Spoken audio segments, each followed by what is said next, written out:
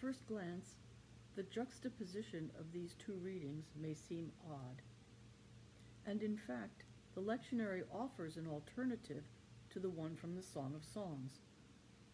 Did someone think it was too erotic, as it probably originally was? Too passionate? Too forceful? It is partnered with the story of two pregnant women.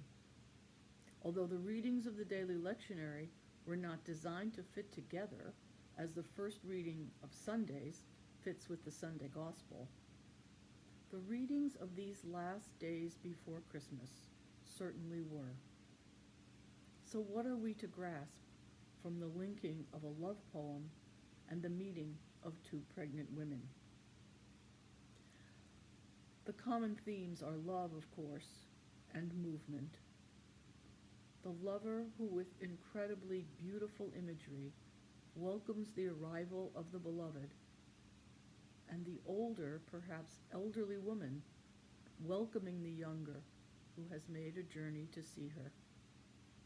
Anyone who has borne a child or has touched the belly of a woman filled with life can understand this extraordinary experience of movement within another's body, and how even more extraordinary that our God has chosen this way, this joyful way, to be like us, to be one with us, to be like us in all things but sin.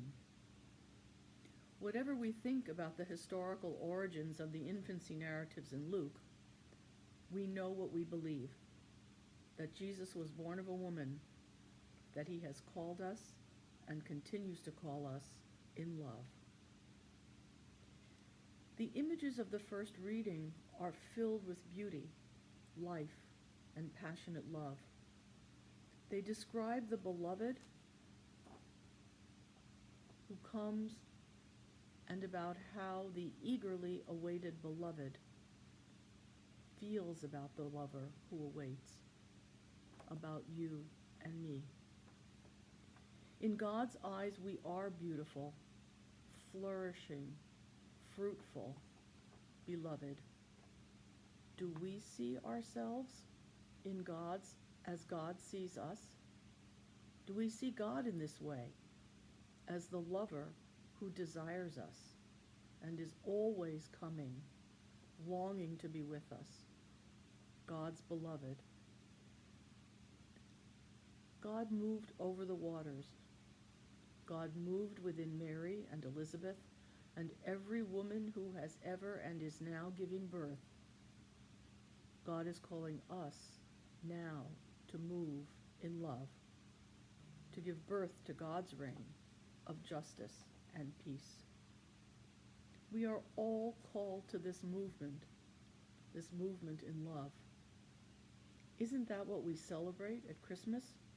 The movement of the second person to be with us in love. And isn't that what Jesus is calling us to do? To move, to go out in love, to tell the good news that he has come and is always coming to all because he is love.